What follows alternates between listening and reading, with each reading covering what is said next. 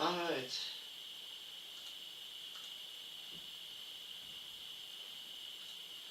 Alright, well, I'm a bit late on this.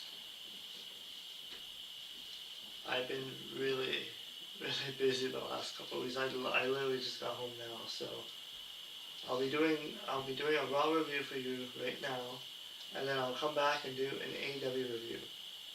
So here's the Raw review. On Monday Night Raw, Raw opened up with Gunther. He made his entrance to boos from the crowd. Gunther was in black street clothes. The fans chanted Cena and Gunther before he said a word. They also chanted, "We want Cena," at him. And then he said, "Sorry fans, but he's not booked." Gunther told the fans not to get their hopes up because he's not coming tonight. Gunther said that right now is his time, and Gunther said that by submitting LA Knight, he earned one of the biggest honors of his career. Gunther said that in 5 days he'll be the last opponent in the last match in the career of John Cena. Gunther mentioned 17 WWE championships, all that time on the road, and he fully agrees that Cena is the greatest sports entertainer of all time. And Gunther claims he is the greatest professional wrestler of all time, and he queued up a countdown to how long until Cena's last match. It's counting down. Gunther said Cena on Saturday night is not enough for him. Gunther spoke in the camera saying he's going to break his spirit, push him around, bully him, drop him on his head, and wrap his arms around Cena's neck and squeeze. Cena said he's going to squeeze until all the hustle, loyalty, and respect leaves his body. Gunther said he's going to force Cena to do the one thing he said he would never do, give up. And then Gunther left. A good heel promo by Gunther. He knows how to be the bad guy. And I think Gunther's probably going to beat Cena, so that'll make no sense for Cena to win, since he's already out the door. But this whole tournament focused on Cena coming in to his debut to Kurt Angle, and he beat Kurt Angle, one of the top guys in his first match. And then Gunther, who's already established, is going to be beating Cena. It should have been an NXT guy, or Dominic, but oh well. And then there was a pre-show showing a Rey Mysterio, Lyra Valkyria with Bayley, AJ Styles and Dragon Lee, Stephanie McCurry, and Io Sky with Rhea Ripley. Io made her entrance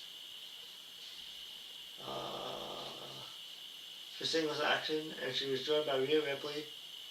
They went on break, and so Rhea and Sky killed some time waving at fans. And then the women's version of the WrestleMania 42 commercial aired. And then,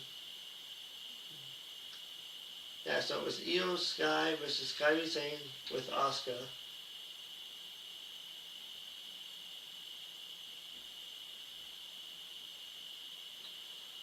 This match is really good, as you expect. It's Io and Kairi, they know each other very well. And this match ended in 12 minutes with Io Sky getting the win.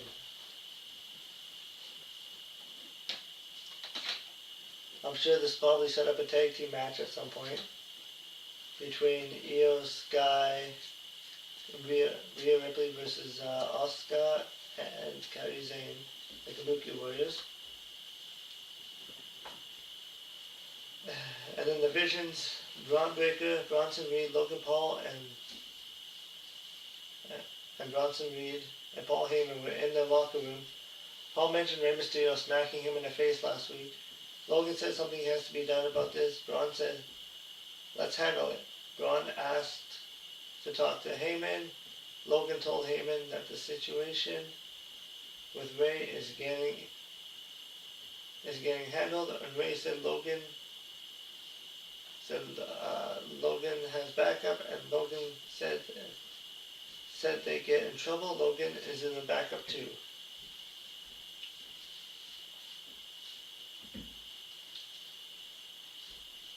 And And then a video aired showing John Cena's iconic "You Can't See Me" hand gesture.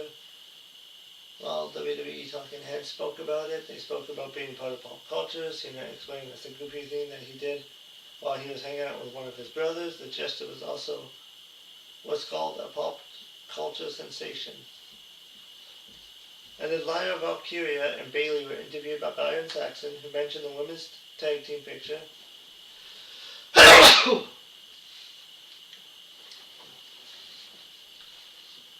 Bayley said it's the strongest the women's tag team has ever been. Bayley said she didn't care who it was, and she said Lyra Valkyria ain't a team to mess with. Oops, Lyra was fired up, tagging up with the best person in the world, Bayley. Bayley said the fans want to see them as women's tag team champions. The fans cheered. There was a video package about the War Raiders, talking about how much time to run and hide has ended. They'll get a world title shot later in the show. Rey Mysterio made his entrance for a singles match, but he was attacked by Logan Paul with a punch to the back. Logan sent Rey into the barricade. Logan then sent Rey into the ring. When Logan kicked Rey in the ribs, Logan walked over Rey with forearms, and the fans were booing loudly. Logan took out the brass knuckles. Rey got a boot up, and Rey punched Logan a few times. Logan hit an elbow to knock Rey down. Rey tripped up Logan into the ropes. The masked man with a hoodie went into the ring with a super kick on Rey. The masked guy hit the stomp on Rey as well. And then the masked man ran away while security chased him. This masked man reminds me of SmackDown vs. Raw. I think it was 2009, where they had like the storyline with a masked man. Somebody in the masked man was just attacking somebody, and then they actually made it like a DLC character. And now it's actually a real thing in real WWE TV. When Rey got back up with the help of a referee, Logan Paul punched Rey with brass knuckles on Logan's hand. LA Knight came out to chase Logan away. LA Knight told Logan Paul not to go anywhere. Knight said that if it was Seth Rollins, then he'll have an aneurysm. Knight said that the vision sucked, and now it's worse with Paul. Knight spoke about Rey being a legend, so he said that Logan had to pay for what he did, and Knight told Logan he went to pay him right here in Kansas City and yelled, "Yeah," repeatedly with everybody saying LA Knight. It seemed like Logan agreed to it. And then a cheap attack from Logan Paul to get some massive heat on him as usual. The masked guy struck again. But WWE is clearly going to take its time to reveal who it was.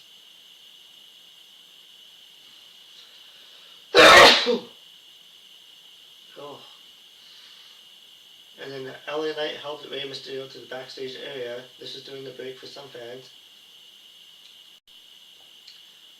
And then they showed Javon Evans at ringside. It was announced that AJ Styles and Dragon Lee would face Javon Evans and Leon Slater at Saturday night's main event. That should be a good match. So next up, it was AJ Styles, Dragon Lee versus War Raiders for the WWE Tag Team Championships. This match went 12 minutes with AJ Styles and Dragon Lee retaining the titles. They continue to have great matches every time they get out there. There wasn't a story for this match with the War Raiders, who've been away for a while, but they had a decent match anyways. And then after the match, a New Day, Kofi Kingston, Xavier Woods with Grayson Waller got into the ring to confront Styles and Lee. The Usos made their entrance from the crowd, and they did their yeeting. When the Usos got in the ring, they did the run it back thing when they did more yeeting in the fans. Jey Uso said that the Usos are now in your city. Jimmy Uso said that they are back in the tag team division. Jimmy said that the reason that they'll be taking L after L. Jimmy mentioned they lost at War Games, WrestlePalooza. Jey lost his world title, and Jey lost in that John Cena tournament. And then Jimmy saw Jey crash out, so Jimmy asked what they are doing. Jay said they would get him, back to them, block the noise, body them, and the best tag team in your city. Jay said they need gold. Jimmy said that with respect by the tag team champions. Jay mentioned that the New Day knows all about them, and Jay said that this is Ally versus Fraction, Rocks versus Austin, and you know how the story ends because they'll run through them like always. And then Jay spoke to Styles and Lee saying that they are taking it all New Day spun the Usos around, so the Usos decked them with punches. Styles and Lee got into the Usos face to talk some trash. The Usos music played to end it. So I guess the Usos are now back together, so whatever was going on with Jay, I guess Jimmy talked him out of it.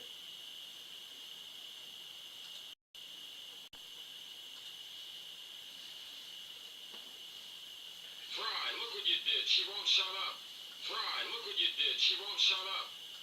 Fry, look what you did. She won't shut up. Be right back. Fry, look what you did. She won't shut up. Fry, look what you did. She won't shut up. Fry, look what you did. She won't shut up. Fry.